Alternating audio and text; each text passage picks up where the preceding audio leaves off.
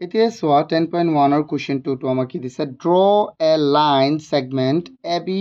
of length 10 cm আমাক এটা ৰেখাখণ্ড অঙ্কন কৰিব দিছে যাৰ দৈৰ্ঘ্য হ'ল 10 cm draw an another ray AX at point A such that angle BAX equal কিমান হৈ যাব আমাৰ 60 degree take a point D on AX so that AD equal 4 cm. Draw a line through point D which is parallel to the AB. Okay. ইয়াত আমাক কি কৈছে যে AB প্ৰথমে এটা লোৱা AB ৰেখা লোৱা ৰেখা খণ্ড যাৰ দৈৰ্ঘ্য 10 cm আৰু এটা কি লিখিব এৰ পৰা এ বিন্দুৰ পৰা এটা কি লোৱা ৰশ্মি লোৱা যাৰ কোণটো কিমান হ'ব BX টো কিমান হ'ব 60 degree take a point D AX ৰ ওপৰত এটা পইণ্ট D লোৱা য'ত AD equal 4 cm তাৰ পিছত কৈছে draw a line through D আৰু D ৰে এটা বিন্দু অঙ্কন কৰা যেটো নেকি AB ৰ কি হ'ব সমান্তৰাল হ'ব চোৱা এটো কি মানে বহুত সহজ হ'ব চোৱাচোন এবাৰ আমি এটো অঙ্কন কৰো প্ৰথমে আমাক জ্যামিতিটো লাগিব এটা সম্পূৰ্ণ জ্যামিতি লাগিব না নহয় আশা কৰো তোমালোকৰ সকলোৰে কি আছে এটা জ্যামিতি আছে চোৱা এতিয়া জ্যামিতি আৰু আমি কাট পেন্সিলেৰে লিখিব লাগিব কলমেৰে লিখিলে নহব ঠিক আছে কাট পেন্সিলেৰে লিখিবা এতিয়া সব প্ৰথমে আমি এটা ৰেখা অঙ্কন কৰো যাৰ দৈৰ্ঘ্য কিমান 10 cm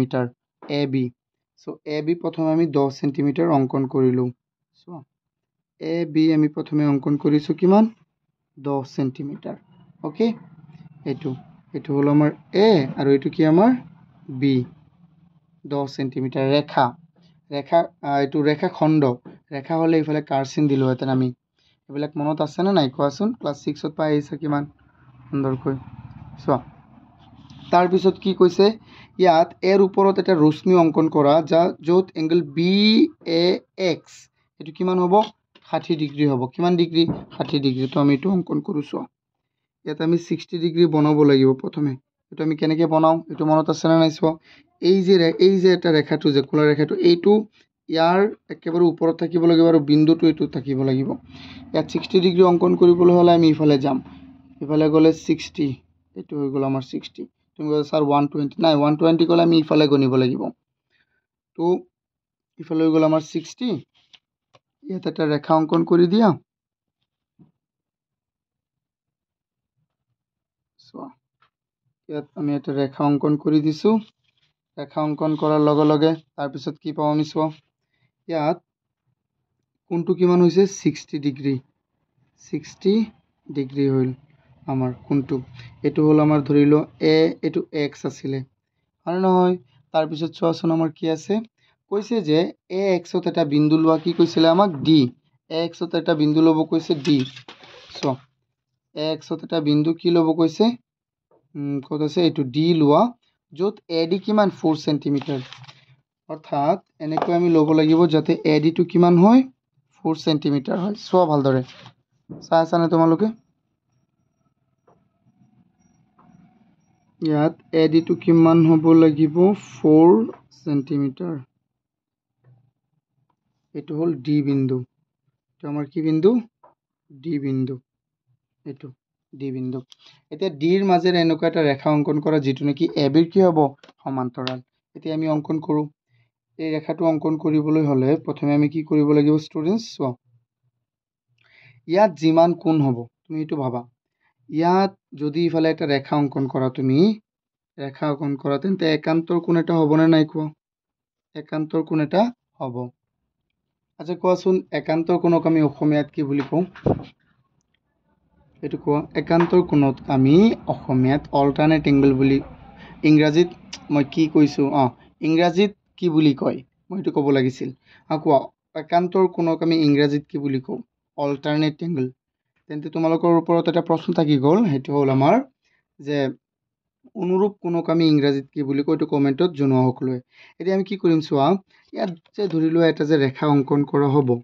এই ৰেখাটো আৰু ইফালে এটা ৰেখা যাব তেন্তে ইয়াত যিমান কোণ হ'ব ইয়াতো ইমান কোণ হ'ব না ইয়াত আছে 60 ডিগ্ৰী তেন্তে ইয়াতো কিমান হ'ব 60 ডিগ্ৰী হ'ব এটো আমি কেনেকৈ কলাম এটো চোৱা এটো তুমি ডাইৰেক্টও কৰিব পাৰিবা মানে নহয় তুমি ডাইৰেক্ট যদি এনেকৈ কৰা তেতিয়াও হৈ যাব এটো 60 কিমান লৈকে যাব তলৰ পৰা 60 যাব কিমান এইফালে হৈ গ'ল